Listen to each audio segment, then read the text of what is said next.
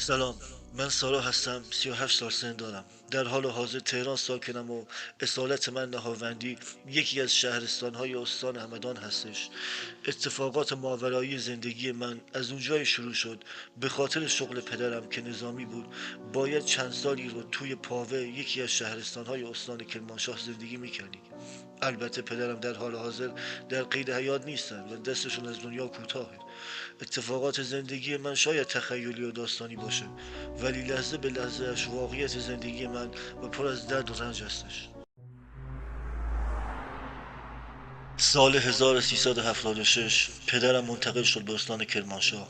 مدت کوتاه 2 ماه اونجا بودیم تا برای انتقال به شهرستان دستورات لازم رو از سازمان بگیریم. شهرستان پاوه مقصد نهایی چند ساله ما بود. پدرم قبل بردن ما خودش رفت سازمانی که بهش داده بودن رو دید و برگشت. بعد اینکه با مادرم مشورت کرد و ما هم که 2 تا دختر و 1 پسر بودیم تصمیم گرفتیم خونه غیر از خونه سازمانی اجاره کنیم. مادرم و پدرم 2 روز بعدش برای پیدا کردن خونه رفتن پاوه. بعد از بررسی و پرسجو کلی معاملات ملکی بالاخره خونه پیدا کردن که نسبتا نزدیک به مدرسه من و برادرم باشه. اون موقع من 12 سال و برادرم فرزاد 9 سالش بود. خواهر کوچکترم هم نگار تنها 4 سالش بود. مادر و پدرم شوق و ذوق خاصی به خاطر اون خونه داشتن. هم جای خوبی بود، هم قیمت مناسبی داشت، هم انصافا بزرگ و تمیز و رو به راه بود. طوری که 3 تا اتاق داشت و حال آشپزخونه بزرگ با یه زیرزمین و حیاتی که داخلش باغچه کوچیکی داشت که میشد توش گل و گیاه کاشت. یه درخت سیب بزرگ هم داخلش بود. خلاصه یه خونه ایدئال نصیبمون شد. ولی غافل از این که ورود به خونه شروع اتفاقات و وحشت زیاد برای خانواده ما بود. تقریبا بعد از 3 روز از گرفتن خونه ما تمام اسباب اساسیه رو جمع جور کردیم و به شهر جدید و خونه جدید نقل مکان کردیم. ورود به خونه همانا، دعوای من و برادرم سر اتاق همانا. بالاخره اتاقها تقسیم شد و اسباب اساسی هم چیده شد. پاوه مردم کردنشین هستن، مهمون نواز و خیلی خونگرم. تو روزای اول خانمای همسایه برای خوش آمدگویی و صحبت می اومدن که مادرم هم خیلی زود باب آشنایی و صحبت رو باز می کرد. مردم کرد پاوه اولین بار که به خونه کسی میرن در حد توان و بر اساس فرهنگشون از میوه گرفته تا گردو یا غذاهای محلی یا هر چیز دیگه ای میبرن. روز بعدش مادرم من و برادرم رو توی مدرسه های نزدیک خونه ثبت نام کرد. بچه های پاوه هم مثل پدر مادراشون خونگرم و مهمون نواز بودن. این اتفاقات و حس خوب زیاد دوام نداشت. انگار قرار بود روزگار روی دیگهش به ما نشون بده. یه مدت از اسکان ما توی خونه گذشته بود. اتفاقات عجیبی بعضی اوقات پیش می اومد. اولین اتفاق این بود که اون شب پدرم شیفت بود. مادرم بعد اینکه من و برادرم از مدرسه برگردوند خونه شروع به پهن کردن سفره و چیدن بشقابا کرد. منم لباسام که عوض می کردم. داخل اتاق کمی تاریک بود. سردی داخل اتاق به طور عجیبی زیاد بود. رفته رفته بوی تعفن رو هم احساس می کردم. از اتاق خارج شدم، به مادرم گفتم نمیشه آشغالا رو بیرون بذارین. بوش تا توی اتاق اومده. مادرم که از حرفم تعجب کرده بود گفت خود شدی دختر، آشغالا که توی حیاته. بوی هیچی هم نمیاد جز خوشمزه بودن این قرمه سبزی. با این حرف مادرم غیر طبیعی بودن اتاقم یادم رفت. گذشت تا 2 شب بعدش من توی اتاقم مشغول درس و تکالیفم بودم. چراغ نفتی که مادرم توی اتاق گذاشته بود آتیش دور فتیلش سوسو میزد، کم یا زیاد میشد. من فکر کردم نفتش کمه. درجه اقربی چراغ رو چک کردم، نفتشم خوب بود. بیخیال شدم، برگشتم سر درس و مشقم. دوباره سوسو میزد، ولی این بار تا آخر زیاد شده بود، به طوری که حرارتش از بالای چراغ بیرون زده بود. با ترس اینکه آتیش نگیره سریع خاموشش کردم. 1-2 دقیقه بعد با فاصله بررسیش میکردم که خاموش بود. چیزی دستگیرم نشد. رفتم توی حال مادرم و که داشت موهای خواهر کوچیکمو میبافت و برادرم کنارش تلویزیون میدید رو خبر کردم. موضوع رو بهش گفتم. مادرم گفت اون چراغ صحیح و سالم خودم اونجا گذاشتم، حتما چیزی توی چراغ انداختی. گفتم نه، من که میزم دور از چراغه، آخه چی میتونم توش بریزم. بالاخره مادرم خواهرم و کنار برادرم گذاشت و اومد. صحنه‌ای که میدیدم لرز سری به جونم انداخت. مادرم گفت این که روشنه، خیلی هم عالی کار میکنه. من فقط صحنه رو نگاه میکردم. هر چقدر به مغزم فشار آوردم برام قابل درک نبود چراغ خاموش چطور روشن میشه. تصمیم گرفتم زودتر بخوابم تا صبح بشه. وسایلامو جمع کردم، توی جام دراز کشیدم. نمیدونم چطور ولی یه حسی بهم میگفت یکی داره نگاز میکنه. فضای اتاق با اینکه چراغ روشن بود خیلی سرد بود. من زیر لحاف زخیم بودم ولی باز خیلی سرد بود. تو همین فکرها بودم که چشام سنگین شد و خوابم برد. توی خواب دیدم وسط یه بیابون خشک یه عده حیوانات پشمالو با بدنهای زشت و ترکیب صورت وحشتناک دوری آتیش و یه تخت میچرخیدن، ساز میزدن و میرقصیدن. اون موجود که وسط روی تخت بود بلند شد و گفت به افتخار عروس من قربانی کنید. با این حرف اون موجود دوتا موجود دیگه یه گاو بزرگ و هیکلی رو وسط جمعیت سر بریدن. اون موجود که وسط رو تخت بود که انگار رئیسشونه یه جام پر از خون اون گاو رو آورد و نزدیک من شد. چهره‌ای به شدت وحشتناک داشت، صورت گراز بدون مو، دندونای نیش بالا و پایین بلند که از لبش بیرون زده بود. چشماش آتیش بود که وسط اون آتیش یه نقطه سیاه که فکر کنم مردمکش بود. بدنش هم مثل انسان بود ولی پولک ماهی داشت.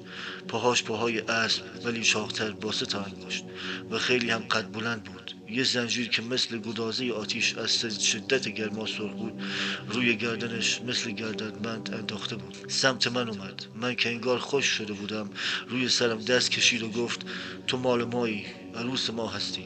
انگشت دراز و ناخونیش که تنها 4 انگشت روی دست داشت به اون خون آغشته کرد و روی پیشونیم یه علامتی نوشت.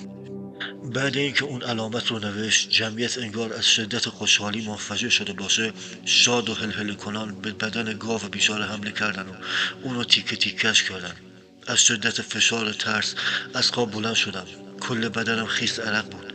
انگار توی خواب جابجا شده باشم 2-3 متر اونورتر به حالت نشسته، طوری که سرم وسط پاهام و پشت به دیوار زده بودم خوابیده بودم.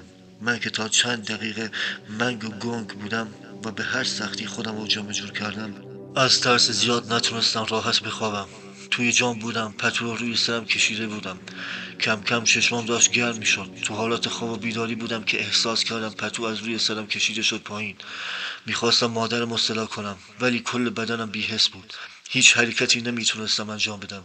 پتو از روی سرم کامل اومده بود پایین. گوشه اتاق توی تاریکی 2 چشم درخشان قرمز دیدم. بعد چند لحظه آروم آروم خودشو نشون میداد. یه پسر قد بلند با صورت زیبا ظاهر شد. لباس بلند مشکی هم تنش بود. صورتش ریش و کم مو و موهاش تا لاله گوشاش بود ولی چشماش به طور عجیبی میدرخشید. با دیدنش یه جور احساس عجیب ترس و آرامش از این که موجود ترسناکی نیست به هم دست داده بود. اون موجود لبخند به شدت زیبایی زد و بعد چند لحظه آروم آروم تو تاریکی ناپدید شد. بعد رفتنش من انگار بدنم از بی‌حسی در اومده باشه خودم رو تکون دادم و از جام بلند شدم. از چیزی که دیده بودم توی شوک بودم. هنوزم نمیتونستم باور کنم چی دیدم ولی احساس ترس نداشتم. یه جور حس عجیب بود. تا صبح چیزی نمونده بود. خوابم هم نمی بود. همش توی سرم اتفاقات چند دقیقه پیش رو مرور می کردم. به خودم اومدم که صبح شده بود. مادرم توی اتاق اومد که منو از خواب برای رفتن به مدرسه بلند کنه. منو دید و گفت چه عجب خودت پا شدی. فکر اتفاقات دیشب ذهنمو درگیر خودش کرده بود. توجهی هم به حرفای مادرم نداشتم. صبح با یه حال سنگین رفتم مدرسه. بعد مدرسه فقط میخواستم برسم خونه. احساس میکردم مریض شدم. وقتی رسیدم خونه توی اتاقم تاریک بود. با ترس و دلهره داخل اتاق شدم. چراغو زدم. همه جا رو بررسی کردم. چیزی نبود. خیالم کمی راحت شد. اون شب پدرم شیفت نبود و خونه بود. وجود پدرم احساس امنیت خاصی بهم میداد. اون شب گذشت و اتفاقات خاصی نیفتاد. روزا پشت سر هم میگذشتن. بعضی اوقات وجود یه چیزی که نگاه میکرد احساس میکردم. حتی سایه هایی هم در حال حرکت توی خونه مخصوصا توی حیاط که وارد زیرزمین میشدن میدیدم ولی توجهی نمیکردم. 3 روز مونده بود به امتحان ریاضی ترم دوم که بیدار بودم و درس میخوندم. از خستگی چشام سنگین شده بود و روی کتابم خوابم بود.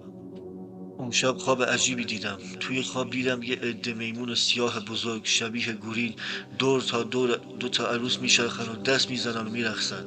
اون 2 عروس شبیه انسان بودن. از حالتشون میشه فهمید انگار خیلی غمگینن. من که انگار به صورت یه ناظر اونجا بودم و همه چی رو میدیدم. توی شلوغی بزن به کوبشون اون موجودات ناگهان همه وایسادن و مثل حالت تعظیم خم شدن. تو همین حال احساس کردم زمین داره میلرزه. از دور 2 موجود بزرگ به شدت ترسناک آروم آروم نزدیک 2 عروس میشدن. هرچی که نزدیکتر میشدن صورتشون نمایانتر میشد. دهنای بزرگ با دندونای زیاد تیز بلند. سرشون مثل لاشخور بدون مو و سفید بود. چشماشون اونقدر قرمز بود که انگار خون توی چشماشون نشسته و به شدت میدرخشید. دماغ نداشتن، فقط دو تا سوراخ بود که ازشون دود بیرون میومد. یکیشون نگاهی به اون دوتا عروس انداخت، اون یکی هم دست روی سر عروس دومی زد. با این کار اون موجود کریش اون دوتا عروس وسیله مثل داس از زیر لباسشون در آوردن و گلوی خودشون رو بریدن. لباس سفید به تبدیل به ساختین لباس عروسی شد که تا اون موقع دیده بودم. با ریخته شدن خون تمام اون موجودات حمله ور شدن و خون رو روی زمین رو مثل خوک میمکیدن. جسد دوتا عروس هم اون دوتا موجود با خودشون روی کول انداختن و بردن. صبح بود. با صدای مادرم از خواب بلند شدم. کتابم از شدت عرق بدنم که به خاطر خواب دیشب بود خیس شده بود. حالات من، خوابام و سایه هایی که می دیدم چند سال همراه هم بودن. الان من 18 ساله بودم. کنکور هم با اینکه هیچ کس باور نمی کرد من حتی رشته معمولی قبول بشم، ولی دانشگاه پزشکی تهران قبول شدم. خودم هیچ حسی به این موضوع نداشتم. همش هم به خاطر مشاهدات من که تو این چند سال برام پیش اومده بودش.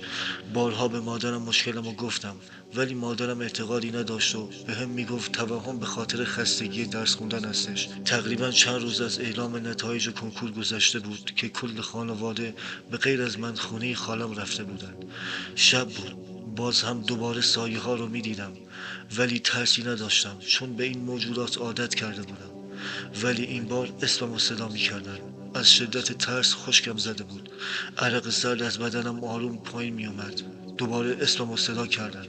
صدا از توی اتاقم می اومد. می ترسیدم برم ببینم. فقط همونجا جلوی تلویزیون نگاه می کردم. همینطور که نگاه می کردم از توی تاریکی اتاقم دود سیاه جمع می شد و آروم به شکل انسان در می اومد. ضربان قلبم آنچنان بالا بود که هر لحظه فکر می کردم الان منفجر بشه. اون موجود از توی تاریکی آروم بیرون اومد. خدایا چی می بینم؟ همون مرد زیبا بود که توی بچگی دیده بودم. من که فقط خشکم زده بود و نگاه میکردم. اون موجود با هم حرف زد، ولی لباش تکون نمیخورد.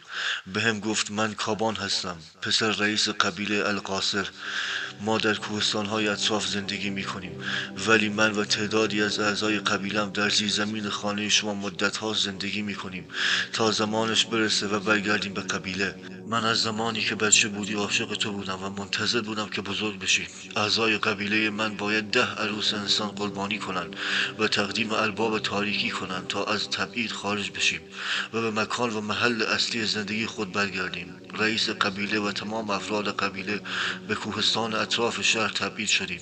رئیس قبیله که پدر من است با بزرگان قبیله تصمیم گرفتند از افراد قبیله تعدادی را در گروه های 100 تا 300 نفره تقسیم کنند و به محل زندگی انسانها بفرستند تا دختران و زنان جوانی که شرایط برای عروس شدن در قبیل را داشتند پیدا کنند. این امر به زور یا با پیمان بین آن زن یا دختر و رئیس قبیله انجام می شود. اما من عاشق تو هستم و اگر با من باشی نمیگذارم تو را قربانی کنند. من همیشه مراقب تو بودم تا اعضای دیگر تو را به زور برای عروس شدن نبرند و به تو مسلط نشوند. از من نترس، من آسیبی به تو نمیرسانم. همینطور که اون موجود حرف میزد بدنم کاملا قفل شده بود و نمیتونستم هیچ کاری بکنم. بعد اینکه حرفاش تموم شده بود به حالت ترس و آروم گفتم چرا دست از سر من بر نمیداری و اگر قبول نکنم. به حالت عصبانی و خشمگین گفت اعضای قبیله تو رو به زور میبرن و تمام افراد خانواده‌ات را دیوانه میکنن تا خودکشی کنن. من که اشک از گوشه چشمام پایین میومد تصویر مادرم، خواهرم، برادرم و پدرم توی ذهنم میدیدم. نمیتونستم حتی فکر کنم که نباشن، چه برسه که بمیرن. نه اصلا نمیتونستم قبول کنم. بهش گفتم از کجا بدونم از من و خانواده مراقبت میکنی؟ گفت ما مثل شما انسان ها نیستیم که پیمان و حرف خود را نادیده بگیریم. مطمئن باش اگر قبول کنی متعلق به من باشی قول میدهم نمیگذارم آسیبی به خانوادهت برسد و به هر چیزی که بخواهی تو را میرسانم. من که چاره‌ای برای خودم نمیدیدم بهش گفتم از من چه میخوای. بعد انگار که خوشحال شده باشه آنچنان بلند خندید که احساس کردم الان سرم منفجر بشه. سرم گیج میرفت و جلوی چشمام سیاه شد. دیگه چیزی نمیفهمیدم. با تکون خوردن بدنم به هوش اومدم. احساس میکردم پاهام روی هوا هستن و سنگینی چیزی رو بدنم احساس میکردم. درست نمیتونستم ببینم ولی کم کم بیناییم بهتر میشد. همون موجود با همون شکل زیبا روی من بود. سوزش زیر شکمم منو به گریه انداخت، یعنی داشت به من تجاوز میکرد. من درد و فشار رابطه رو کاملا در حال احساس بودم. من باکره بودم و تا اون لحظه هیچ رابطه ای نداشتم. از ترس چشمام بسته بودم. مدام فکر این که بکارتم از دست رفت و زندگی نابود شده منو عذاب میداد. بدنمو میتونستم تکون بدم ولی از ترس هیچ کاری نمیکردم. فقط گریه میکردم. اون لحظه فقط مرگ برام آرامش بود. خیلی دوست داشتم اون لحظات بمیرم. اون لحظات هنوز باور نداشتم که با یه جن در حال رابطه هستم. کام گرفتن از بدن من، نفس نفس زدناش، حتی فشار درد شکمم که ورود چیزی به بدنم کاملا حس میشد. خدایا داشتم دیوونه میشدم. نمیدونم چقدر با من مشغول بود که نفس عمیقی کشید و متوقف شد. من چشمامو بسته بودم، میترسیدم چشمامو باز کنم. احساس کردم از روی بدنم فشار برداشته شده. زیر شکمم هم دیگه نمیسوخت. پاهامم آروم روی زمین گذاشته شد. دیگه هیچ احساس فشار یا دردی نداشتم. همونطور چند دقیقه وایسادم. ترس داشتم چشمامو باز کنم، ولی مجبور بودم چشمامو باز کنم. باید همه جا رو میدیدم. چشمامو باز کردم ولی خبری نبود. به سختی بلند شدم. لباسام تنم نبود و توی اتاق بودم.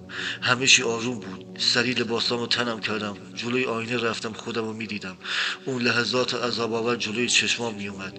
روی زمین زانو زدم و فقط گریه میکردم. طوری گریه میکردم که انگار قرار چند ساعت دیگه بمیرم. هرچند مرگ هم از اون اتفاق برام بهتر بود. اونقدر گریه کردم و عذاب روحی داشتم که گذر زمان یادم رفته بود. پدر مادرم با خواهر و برادرم پشت در بودن و زنگ خونه رو میزدن. با صدای زنگ خودم رو کمی جمع جور کردم. رفتم توی حیاط تا در رو باز کنم. در رو باز کردم. خانواده خودمون با خانواده خالم بودن. بعد احوال پرسی و ورودشون به خونه، من گفتم برم دوش بگیرم. دوش گرفتن بهانه بود. خواستم صدای گریه هامو نشنون. بعد نیم ساعت بیرون اومدم. کارامو انجام دادم. گریه نمی کردم ولی توی دلم آشوب بود. حال فردی رو داشتم که تمام زندگیشو باخته و نمیدونه چطوری ادامه زندگی بده. ناامید رفتم توی جام. خیلی زود خوابم برد. توی خواب دیدم